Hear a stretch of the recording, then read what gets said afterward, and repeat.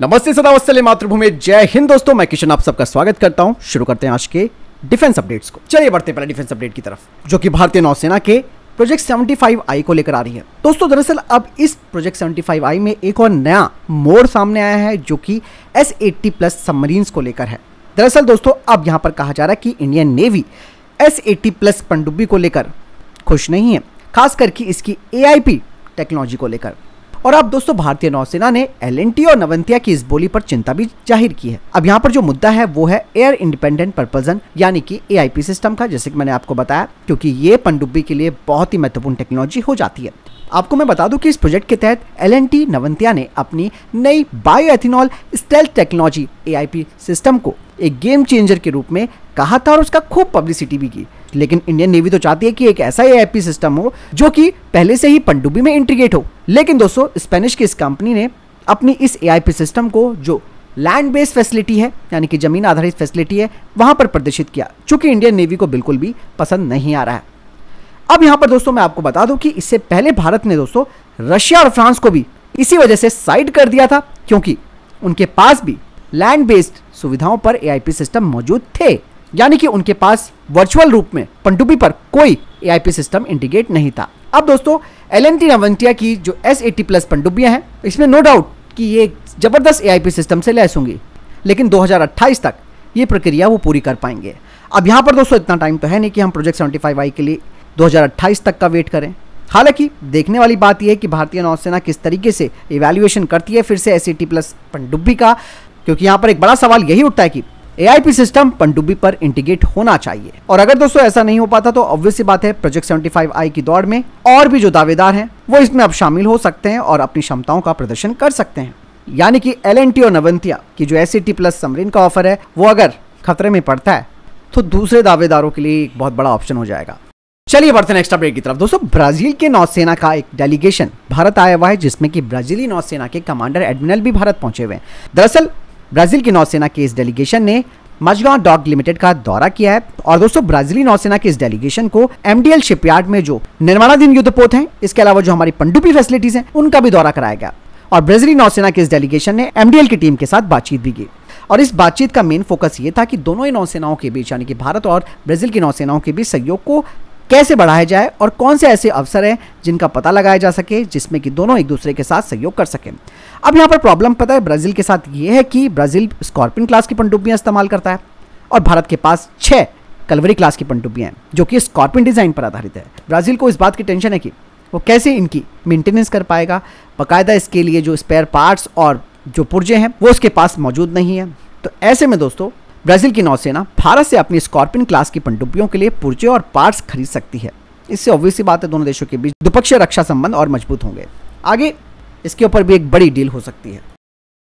चलिए बढ़ते हैं नेक्स्ट अपडेट की तरफ। आजकल दोस्तों आप देख रहे होंगे कि भारत और जापान को लेकर खबरें कुछ ज्यादा आ रही हैं, और पिछले 2-4 दिनों से मैं भी दोस्तों भारत और जापान के डिफेंस संबंधों को लेकर बातचीत कर रहा हूँ। यहाँ पर एक बात मैं आपको बता दूं कि आप सब जानते हैं कि जापान ने जब से अपने डिफेंस एक्सपोर्ट को लेकर नरमी बरती है, यानी कि उस पर ढिलाई की है, तब से भारत और जापान का जो सैन्य सहयोग है उसका अब एक नया चैप्टर शुरू होने जा रहा है। इससे पहले मैंने आपको डिफेंस अपडेट में यह भी बताया था कि भारतीय जंगी पोतों के लिए जापान का जो यूनिकॉर्न नेवल स्टेल्थ एंटीना है उसके लिए एक डील हो सकती है, और इसके लिए बाकायदा जापान टेक्नोलॉजी भारत को देगा।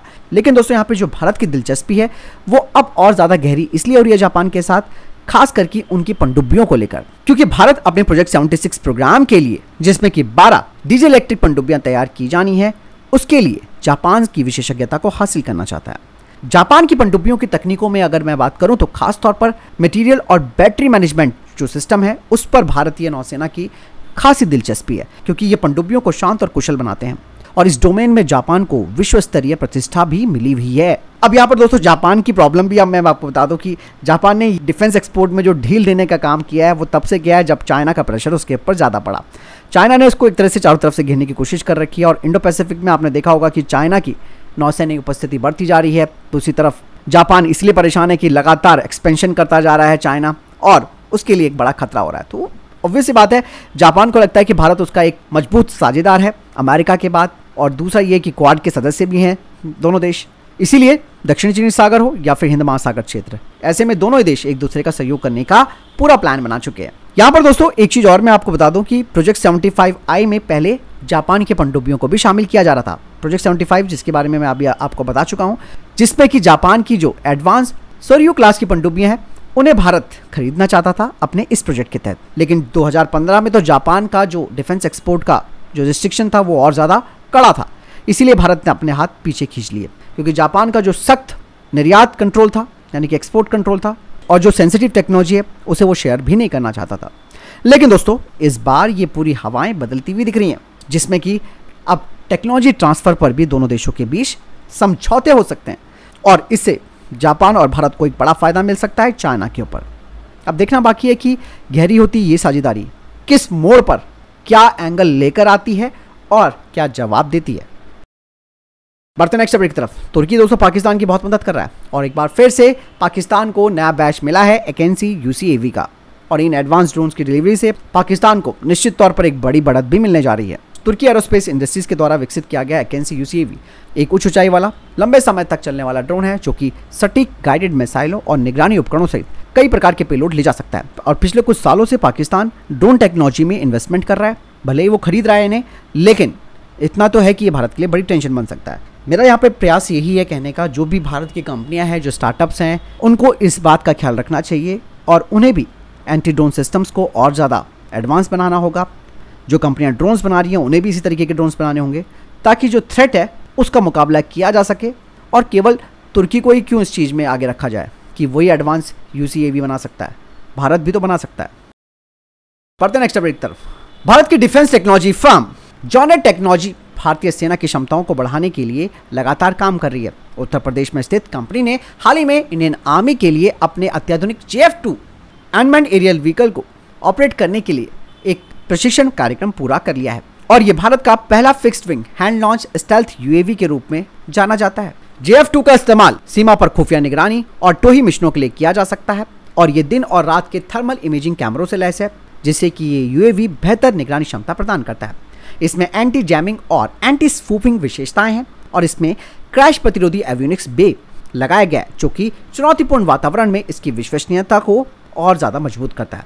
15 किलोमीटर की रेंज और 90 मिनट तक का एंड्योरेंस JF-2 को एक बेहतर फ्लेक्सिबिलिटी प्रदान करता है और इस UAV का कठोर परीक्षण किया गया है। इसने 18,000 फीट की ऊंचाई पर अपनी क्षमताओं का प्रदर्शन भी किया है और JF-2 के अलावा जॉनेट टेक्नोलॉजी ने भारतीय सेना को 150 से अधिक JM-1 लॉइटरिंग हथियारों की आपूर्ति के लिए भी कॉन्ट्रैक्ट हासिल किया है। बढ़ते नेक्स्ट अपडेट की तरफ। भारत इलेक्ट्रॉनिक्स लिमिटेड को 695 करोड़ रुपए के नए ऑर्डर मिले हैं और इस ऑर्डर में combat management system, communication equipments, stabilize optronics, pedestals और स्पेयर्स और सर्विसेज इसमें शामिल है। बढ़ते नेक्स्ट अपडेट की तरफ। रक्षा मंत्री राजनाथ सिंह और US secretary of defence Lloyd Austin के बीच जो मीटिंग हुई है उसको लेकर कुछ अपडेट्स सामने आए हैं, जिसमें कहा जा रहा है कि भारत और अमेरिका कई प्रोजेक्ट्स को साथ में मिलकर बनाने को लेकर राजी हुए हैं, जिसमें कि F414 इंजन जो कि तेजस मार्क 2 को पावर देगा। इसके अलावा striker armour infantry combat vehicle और इसका फ्यूचर वेरिएंट को साथ में मिलकर बनाए जाने को लेकर बातचीत हुई है, जिसमें कि 39 MQ-9B ड्रोन का मुद्दा भी शामिल है। म्यूनिशंस को भी तैयार किया जाएगा और कहा जा रहा है कि ये जो पूरा प्रोग्राम है वो US इंडिया रोड मैप का हिस्सा है, जो कि दोनों देशों के बीच डिफेंस इंडस्ट्रियल कॉपरेशन को बढ़ाएगा। यानी इसके अलावा दोस्तों ये कहा जा रहा है कि भारत और अमेरिका ने स्ट्राइकर प्लेटफॉर्म को लेकर बातचीत आगे बढ़ाई है। यहाँ पर कुछ रिपोर्ट्स बताती हैं कि शुरुआत में 350 स्ट्राइकर बख्तरबंद वाहनों को शामिल किया जाएगा इंडियन आर्मी के द्वारा और इंडियन आर्मी करीबन 530 यूनिटों को शामिल करेगी स्ट्राइकर की 10 बटालियनों को बनाने के लिए। बढ़ते नेक्स्ट अपडेट की तरफ। दोस्तों भारतीय वायुसेना का जो मीडियम ट्रांसपोर्ट एयरक्राफ्ट प्रोग्राम है उसके लिए लॉकहीड मार्टिन ने अपने C-130J का ऑफर किया है, लेकिन दोस्तों लॉकहीड मार्टिन ने अब भारत को इसके highly specialised variant C-130J S0F variant की पेशकश की है, जो कि स्पेशल फोर्सेस के लिए होगा। यही नहीं, ये air drop, resupply, combat, search and rescue, infiltration ये तो कर ही सकता है। साथ ही इस स्पेशलाइज्ड वेरिएंट को ट्रांसफॉर्म किया जा सकता है एक फॉर्मेडेबल कॉम्बैट प्लेटफॉर्म पर, जिसके लिए इस प्लेटफॉर्म में 30 mm की कैनन और हेलफायर प्रिसीजन गाइडेड मिसाइल्स को भी इक्विप्ड किया जा सकता है, जो कि क्लोज एयर सपोर्ट भी देगी। इसके अलावा ये आर्म्ड रिकॉनेसेंस भी प्रदान कर सकता है। इसके कई फीचर्स हैं, जैसे कि इसकी इन्हांस डिफेंसिव काउंटर मेजर्स क्षमता, एयर रिफ्यूलिंग क्षमता, directional infrared counter measure defensive system, armour protection system, advance sensors और नाइट विजन क्षमता। चलिए बढ़ते नेक्स्ट अपडेट की तरफ। दोस्तों ब्रह्मोस एरोस्पेस ने एक महत्वपूर्ण उपलब्धि हासिल की है, जिसके तहत उन्होंने अब 70% जो स्वदेशीकरण का स्तर है उसे प्राप्त किया है ब्रह्मोस सुपरसोनिक क्रूज मिसाइल को बनाने को लेकर।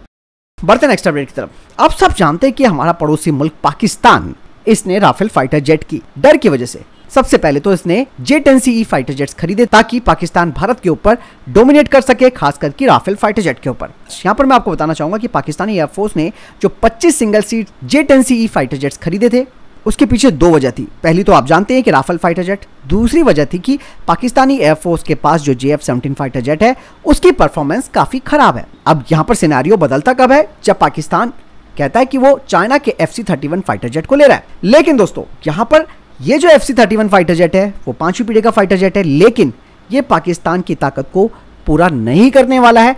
भले ही दोस्तों पाकिस्तान की एयरफोर्स के पास FC-31 जैसा twin engine stealth fighter jet आ जाए, लेकिन इनके लिए सबसे बड़ी प्रॉब्लम क्या होगी, वो ये है कि इनकी ऑपरेशनल कॉस्ट बहुत ज़्यादा है। अगर मैं बात करूँ J-10CE और JF-17, तो इसकी तुलना में तो पाकिस्तान के तो घोड़े खुल जाएंगे और पाकिस्तानी एयरफोर्स की बजट और जो लॉजिस्टिक क्षमता है उन पर बहुत बड़ा प्रेशर पड़ जाएगा, क्योंकि ऑलरेडी ये देश कंगाल हो चुका है, तो वो कैसे इन्हें मेंटेन कर पाएगा, यानी कि ऑपरेशनल कॉस्ट इन पर भारी पड़ जाएगी। भले ही दोस्तों यहाँ पर FC-31 स्टेल्थ फाइटर जेट है, लेकिन भारतीय राफेल के मुकाबले ये उतना सक्षम नहीं है, यानी कि FC-31 को राफेल के साथ मुकाबला करने के लिए चुनौतियों का सामना करना पड़ेगा, क्योंकि राफेल में दोस्तों सुपीरियर आर्मामेंट्स हैं, इसके अलावा सेंसर्स और एवियोनिक्स इसमें लगाए गए हैं जो कि टेक्निकली राफेल को FC-31 पर बढ़त देते हैं।